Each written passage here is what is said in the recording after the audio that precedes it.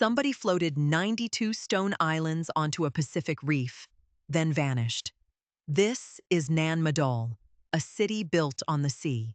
The reef holds 92 hand-built islets in the shallows.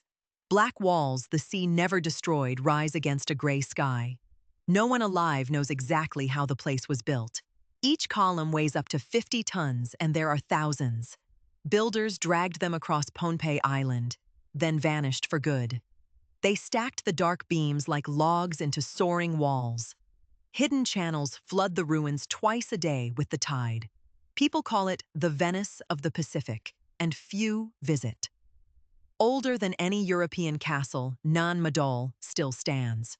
It shouldn't be possible, yet it has endured 800 years. Stormlight breaks over walls the sea cannot destroy. Pohnpei is a green speck of jungle in the Pacific Ocean. Rain falls almost every day, and the jungle swallows all.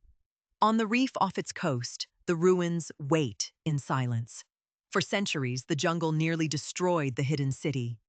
Cursed, they said, and the dark city kept its secrets. A few European ships passed the island in the 1800s. Sailors heard of a stone city standing on the water. Most kept away, warned the ruins were cursed and forbidden. Islanders said the walls belonged to spirits of vanished kings. Whole crews, they say, vanished among those walls after dark. When explorers finally landed, what they saw stunned them. Wall after wall of black stone rose from the lagoon. Old 1800s charts marked only jungle where the city rose. Traders whispered of ramparts that climbed straight from the tide. Missionaries called them the ruined work of long-gone giants. Local guides refused to lead them into the inner courts. Most who sought the builders found only ruined, watched walls. The 92 islets spread across almost 200 acres of reef. Each islet is a platform of stone and coral, raised by hand. Canals as wide as streets divide one islet from the next. The whole city was crossed by canoe, never on foot. Some walls stand 25 feet tall and 18 feet thick. The largest enclosure is a fortress the size of a stadium. Inside sat platforms, seawalls, and courts for the island's rulers. Breakwaters guard the outer edge against the pounding Pacific swell. Tunnels and hidden pools riddle the dark foundations below. Every stone was set without a drop of mortar. Only gravity and careful stacking hold the whole city together. Storms that destroyed lesser cities never broke this one. Stacked columns rise in courses like a giant's dark woodpile. Between the walls, still water mirrors the black stone above. The city has no streets, only channels and silent water. Coral rubble packs the cores that the great beams enclose. The stone itself is the first real mystery of Nan Madol. It is columnar basalt, cooled lava that cracks into prisms. Nature forms these pillars with straight sides and clean edges. They look machined, though no machine ever touched them. Some run 20 feet long and weigh far beyond reason. No quarry beside the ruins matches the dark stone in these walls. The nearest columns lie miles across green Pohnpei. Geologists point to old lava flows on the far coast. From there, the heavy pillars had to travel far, across ridges and rainforest, then out over gray water. Nobody has proven which quarry actually fed the sea city. The true source of the dark stone is still argued. The rock is dense, heavy, and stubborn to move. Splitting a natural column beats carving a boulder.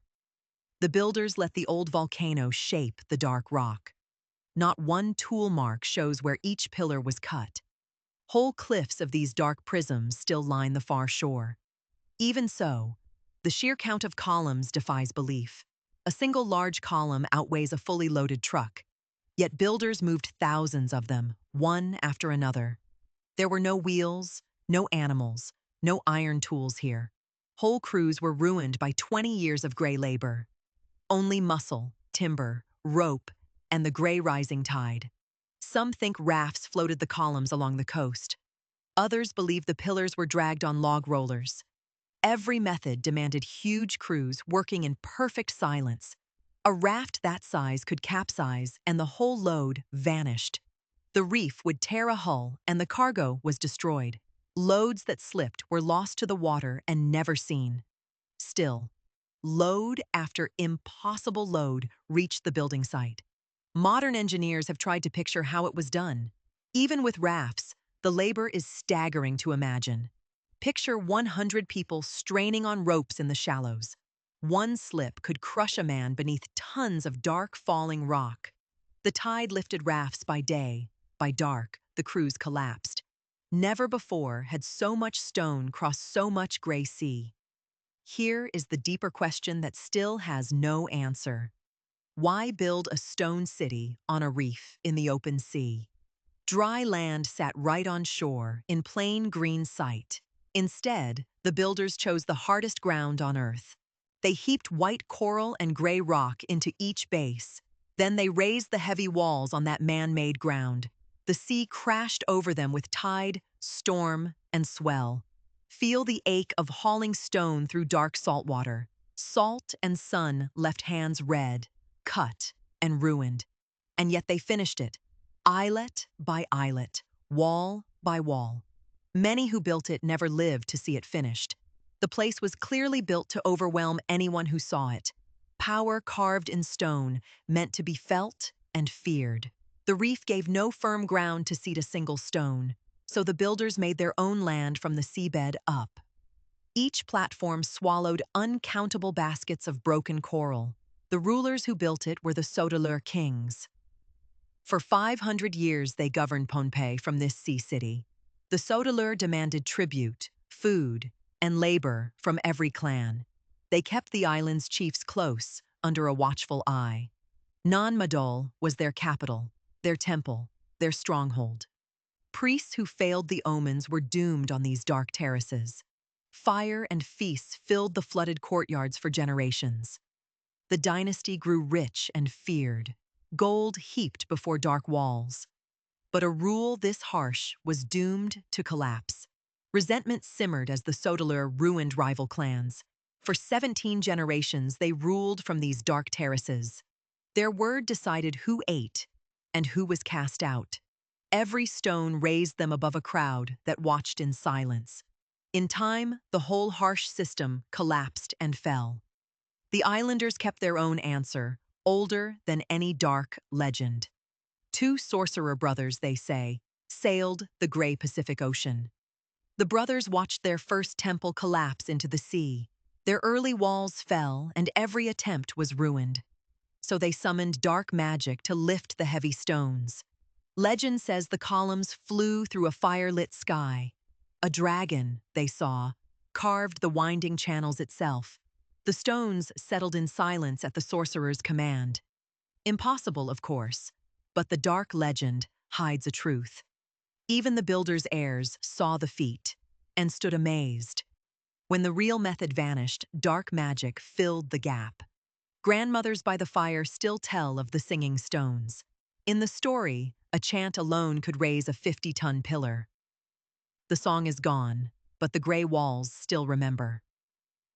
Around 600 years ago, a warrior named Isokalekal arrived. He broke the Sotalur, and their long rule collapsed. The last kings were deposed, and the courts fell silent. Slowly, the sea city emptied as its lower walls collapsed. For generations, Nan Madol sat cursed, feared, and overgrown. Divers find dark columns the sea destroyed and scattered below.